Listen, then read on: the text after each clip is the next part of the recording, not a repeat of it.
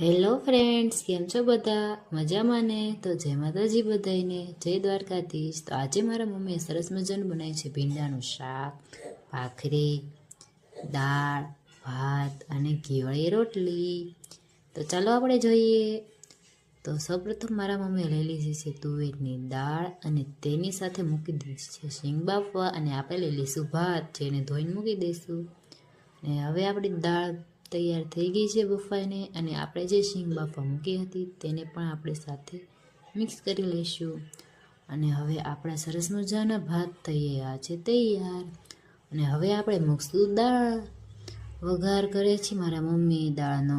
તો સરસ મજાની વસ્તુ આપણે કાપી લીધી છે અને મૂકી દઈશું આપણે તેલ. તો તેલ ગરમ થયા બાદ હવે આપણે નાખી દઈશું જીરું, હિંગ, રાઈ, મીઠો લીમડો અને બધું ટમાટાને એવું કાપેલું હતું તે નાખી દઈશું. હળદર અને ધાણા જીરું. અને સરસ મજાનો વઘાર થઈ ગયા બાદ આપણે ભીંડાને કાપી લઈશું. અને હવે દાળમાં આપણે ઉમેરશું ગોળ. તો ગોળ આપણે આપણા ટેસ્ટ પ્રમાણે નાખવાનો છે. અને હવે આપણી ઘીવાળી રોટલી બની ગઈ છે અને ભાખરી પણ બની ગઈ છે. એ પણ ચૂલે બનાવી છે.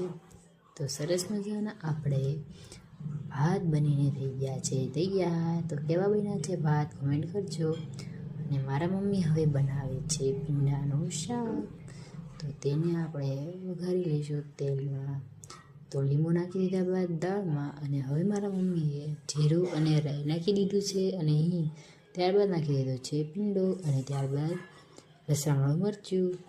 હવે આપણે દાળને સરસ મજાની ગેસે ઉકળવા દઈશું જ્યાં સુધી તે સરસ મજાની ટેક્સચર ના આવી જાય ત્યાં સુધી. અને ત્યારબાદ નાખી દઈશું ધાણા, જીરું, ગરમ મસાલો પાવડર અને કોથમરી. સરસ મજાની કોથમરી નાખી દીધી. અને હવે આપણું આ ભીંડાનું શાક સરસ મજાનું શેકાઈ રહ્યું છે.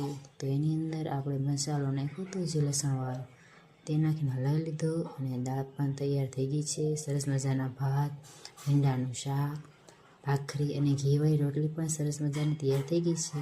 સો મિત્રો, તમને મારા મમ્મીનું બનાવેલું જમવાનું ગમ્યું તો અમારી વિડીયોને કરી દેજો લાઈક અને કોમેન્ટ કરવાનું ના ભૂલતા. અમારી દાળ કેવી બની એ પણ કહી દેજો. તો લાઈક, કોમેન્ટ, સબસ્ક્રાઈબ કરવાનું ના ભૂલતા. Thank you.